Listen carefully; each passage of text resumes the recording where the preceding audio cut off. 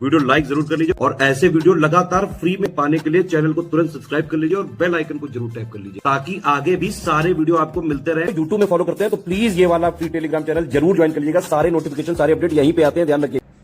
नमस्कार दोस्तों, exam preparation में मैं प्रियंका एक बार फिर से आप सभी का स्वागत करती हूँ।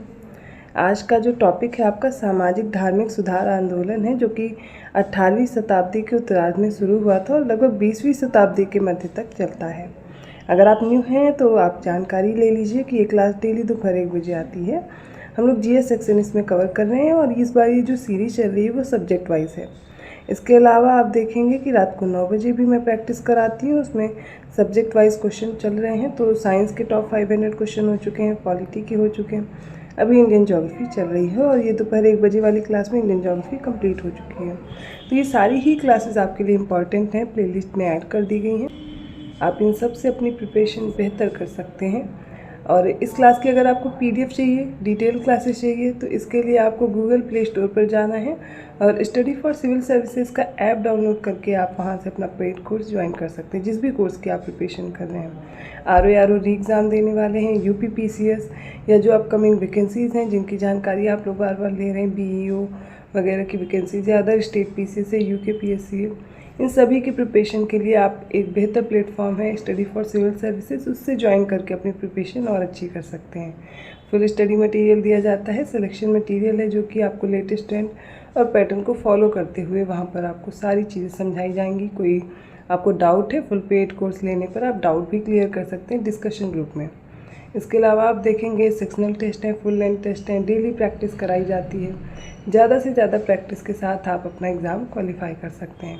तो ये होगी आपके कोर्स से रिलेटेड जानकारी। आज की क्लास स्टार्ट करते हैं। पिछली बार हम लोगों ने जो क्लासेस की हुई हैं इससे रिलेटेड, उसमें सामाजिक धार्मिक सुधार आंदोलन देखे और उनसे रिलेटेड जो व्यक्ति थे जो इस क्षेत्र में कार्य कर रहे थे उनके बारे में भी जाना और राजा राम मोहन राय को डिस्कस कर चुके थे।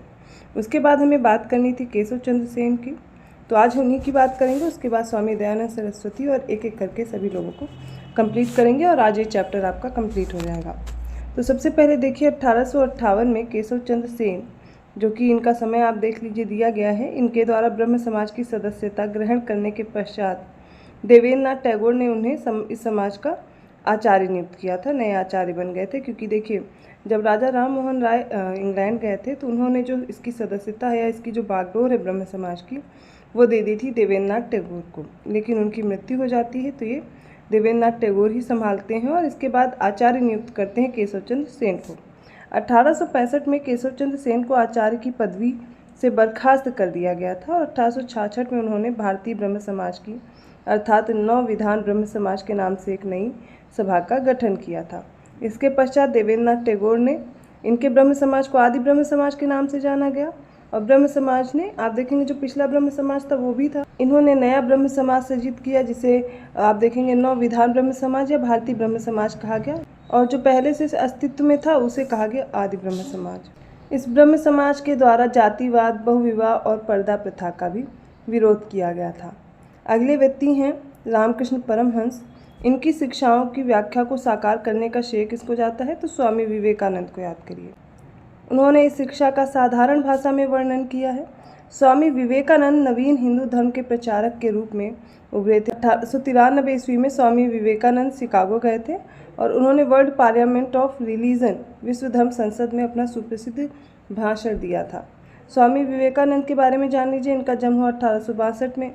वे आध्यात्मिक जिज्ञासा के कारण रामकृष्ण के संपर्क में आए थे और उन्हीं के शिष्य बन गए थे।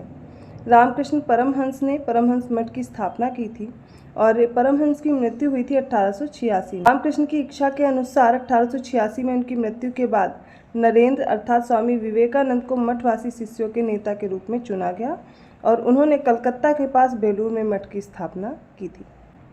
स्वामी विवेकानंद कहा करते थे, सभी विभिन्न धार्मिक विचार एक ही मंजिल तक पहुंचने के केवल विभिन्न रास्ते हैं।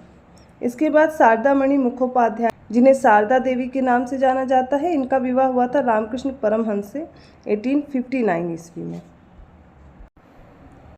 अर्थात शारदा देवी भी समाज सुधार से जुड़ी हुई थी और वो किसकी पत्नी थी, तो याद रखिएगा रामकृष्ण परमहंस की।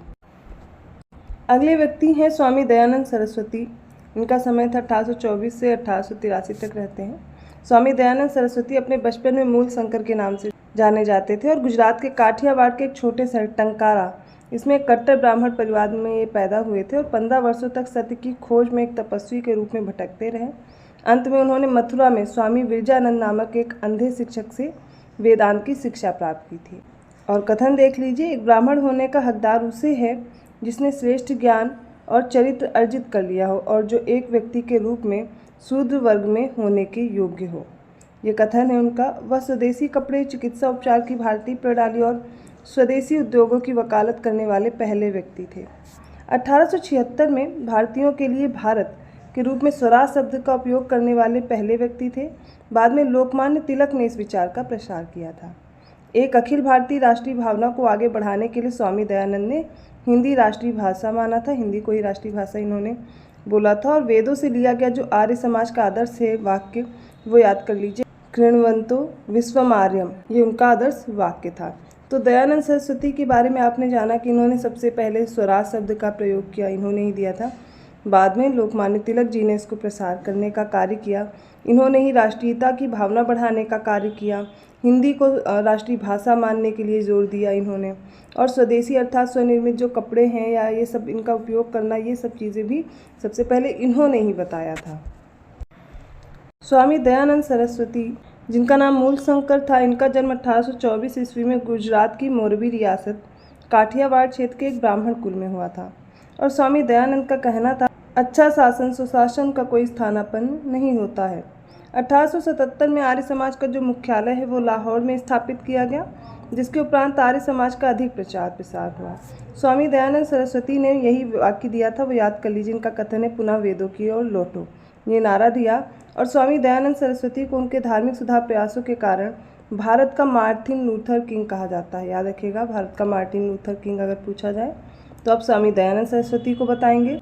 आर्य समाज के नियम तथा सिद्धांत सबसे पहले बम्बई में प्रतिपादित किए गए। भारतीय के लिए भारत, इसका नारा स्वामी दयानंद सरस्वती में 1876 में दिया था। तो ये हो गई बात स्वामी दयानंद सरस्वती की। महाराष्ट्र में समाज सुधारक एक थे गोपाल हरि देशमुख। इन्हें लोकहितवादी के रूप में याद किया जाता है।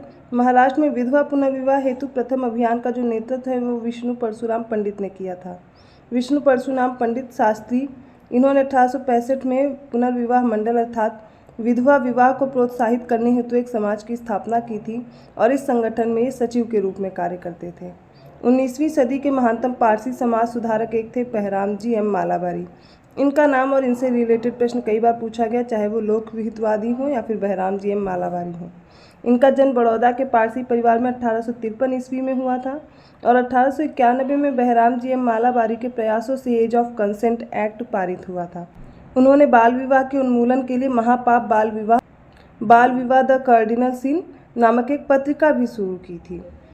अगले व्यक्ति आपको पढ़ना है एम.जी. रानाडे के बारे में और रघुनाथ राव। तो भारतीय राष्ट्रीय सामाजिक सम्मेलन की जो स्थापना है वो 1887 ईस्वी में एम.जी. रानाडे और रघुनाथ राव ने मिल करके की थी। अब इस सम्मेलन का उद्देश्य क्या था? तो बहुविवाह, बाल विवाह, कुलीनवाद, इन सारी कुप्रथाओं का समापन करना। 1856 ईस्वी में धार्मिक अक्षमता कानून और हिंदुत्व से धर्मांतरित व्यक्तियों के नागरिक अधिकारों की रक्षा का प्रावधान किया गया था और 1856 ईस्वी के हिंदू विधवा पुनर्विवाह कानून अर्थात हिंदू विधवा पुनर्विवाह अधिनियम के द्वारा विधवाओं के पुनर्विवाह को विधि संगत बनाया गया था। रेगुलेशन एक्ट के बारे में भी जान लीजिए। ये विलियम बेंटिक के समय पर आया 1829 में। 1850 में ईश्वर चंद्र विद्यासागर कलकत्ता के संस्कृत कॉलेज के प्रधानाचार्य बने थे। इन्होंने विधवा पुनर्विवाह के लिए अथक संघर्ष किया था। 1849 में जो स्थापित हुआ था बेथुन स्कूल, इसके सचिव के रूप में भी इन्होंने कार्य किया था और भारत में स्त्रियों के लिए उच्च शिक्षा के क्षेत्र में भी बहुत महत्वपूर्ण कार्य किए थे। नेक्स्ट है बाल शास्त्री जाम्बेकर। इन्होंने बॉम्बे में पत्रकारिता के माध्यम से समाज सुधार का मार्ग प्रशस्त किया था और इन्होंने 1832 में सामाजिक पत्र दर्पण का प्रकाशन भी प्रारंभ किया। 1940 में उन्होंने दिग्दर्शन नामक पत्र शुरू किया जिसमें वैज्ञानिक विषयों के साथ साथ इतिहास संबंधी विषयों पर लेख प्रकाशित किए जाते थे। महाराष्ट्र में 1849 में स्थापित हुआ परमहंस मंडली। इसके संस्थापकों में नाम अगर याद करेंगे तो दादोबा पांडुरंग थे, मेहता जी दुर्गाराम तथा अन्य लोग भी शामिल थे। दादोबा पांडुरंग को मराठी भाषा के पाणिनि अर्थात एक प्रसिद्ध संस्कृत व्याकरणविद के रूप में जाना जाता है क्योंकि उन्होंने मराठी वाक्य के विन्यास की नींव रखी और मराठी व्याकरण पर एक खंड भी लिखा था। भास्कर पांडुरंग ही थे जिन्होंने सबसे पहले भारत में ब्रिटिश शासन के शोषक चरित्र को उजागर किया था और बॉम्बे प्रेसिडेंसी के सबसे पुराने समाचार पत्रों में से एक जो बॉम्बे गजट था उसमें 1841 में 8 लंबे लेखों की एक श्रृंखला छापकर औपनिवेशिक शासन के लगभग हर स्याह पहलू को उजागर किया था। नेक्स्ट हैं गोपाल हरि देशमुख। इनके बारे में फिर से एक बार देख लीजिए। महाराष्ट्र के समाज सुधारक और तर्कवादी थे। ये ब्रिटिश शासन के अधीन एक न्यायाधीश थे, लेकिन सामाजिक सुधार के मुद्दों पर लोकहितवादी के नाम से एक साप्ताहिक पत्रिका प्रभाकर में लिखा करते थे। गोपाल हरि देशमुख ने हितेक्षु नामक एक साप्ताहिक पत्रिका शुरू की। ज्ञान प्रकाश, इंदु प्रकाश, लोकहितवादी नामक पीरियोडिकल्स की नींव में अग्रणी इन्होंने भूमिका निभाई थी। इन्होंने कहा, यदि आपका धर्म सामाजिक सुधार को अस्वीकृत करता है तो ऐसे धर्म को बदल देना चाहिए। ये कथन इन्हीं का था। गोपाल हरि देशमुख, और इन्हें लोकहितवादी के नाम से जानते हैं। भारतीय सेवक समाज की स्थापना कब हुई? 1905 में। किसने की? तो याद रखिए, उदारवादी नेता थे गोपाल कृष्ण गोखले और एमजी रानाडे ने इनकी सहायता की थी भारतीय सेवक समाज की स्थापना में। 1915 में गोपाल कृष्ण गोखले की मृत्यु हो गई, जिसके पश्चात श्रीनिवास शास्त्री ने इसका अध्यक्ष पद संभाल लिया था। सोशल सर्विस लीग के संस्थापक एन.एम. जोशी थे। इन्होंने 1920 में अखिल भारतीय ट्रेड यूनियन नामक कांग्रेस की स्थापना की थी।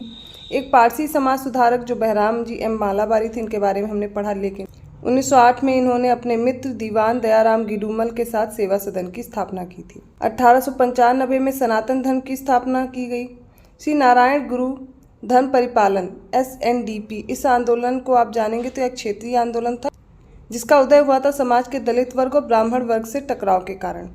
इस आंदोलन की शुरुआत केरल के झज्वास जाति के श्री नारायण गुरु स्वामी ने की थी। वोक्कलिंग संघ आंदोलन की शुरुआत कब हुई? ये याद कर लीजिए, 1905 में हुई, मैसूर में। ये एक ब्राह्मण विरोधी आंदोलन था। न्याय आंदोलन या जस्टिस आंदोलन की शुरुआत CN Mudaliar, TM Nair, P Tyagaraja, इन्होंने मिल करके मद्रास में की थी। इस आंदोलन का उद्देश्य क्या था? तो गैर ब्राह्मण जातियों का विधायिका में प्रतिनिधित्व बढ़ाना। 1917 में मद्रास प्रेसिडेंसी एसोसिएशन का गठन किया गया, जिसने विधायिका में निम्न जाति के लोगों के लिए पृथक प्रतिनिधित्व की मांग की थी। आज की क्लास में हम लोगों ने इंपॉर्टेंट संस्थाएं पढ़ी और उनसे संबद्ध जो व्यक्ति थे उनको भी जाना। एक एक करके हम लोग कवर कर रहे हैं। अभी आगे और भी इसमें हम लोग कुछ अधिनियम पढ़ेंगे, उसके साथ साथ कुछ और सामाजिक सुधार आंदोलन आएंगे। मुस्लिम सुधार आंदोलन भी हमें कवर करना है। तो जैसे ही ये कंप्लीट होता जा रहा है तो इसमें और भी चीज़ें ऐड होती जा रही हैं। तो एक ही पास हम लोग सारे जो फैक्ट्स हैं इससे रिलेटेड आंदोलन से, वो एक ही जगह कवर हो जाएंगे। पिछली क्लासेस अगर आपने नहीं देखी है तो प्लेलिस्ट में ऐड की गई हैं, आप उनको ज़रूर देखते रहें। इसके साथ में अगर आपको इसकी PDF प्राप्त करनी है, डिटेल एनालिसिस चाहिए, पूरी क्लास आप एक साथ पाना चाहते हैं, या जिस भी कोर्स की प्रिपरेशन कर रहे हैं आप एक साथ पूरा कोर्स परचेज़ करना चाहते हैं, तो स्टडी फॉर सिविल सर्विसेज का ऐप जरूर डाउनलोड कर लें। गूगल प्ले स्टोर पर अवेलेबल है। और जैसे ही आप ज्ञान सर कूपन कोड अप्लाई करेंगे 20% का आपको तुरंत डिस्काउंट भी मिल जाएगा। तो ऐसे ही टॉपिक के साथ मैं मिलती हूँ अगले वीडियो में। आपको वीडियो को लाइक करना है, चैनल को सब्सक्राइब करना है और लोगों को शेयर करते रहिए, आसानी से नोटिफिकेशन मिल जाए। इसके लिए बेल आइकन जरूर प्रेस कर दीजिए। मिलती हूँ अगली क्लास में, तब तक के लिए धन्यवाद।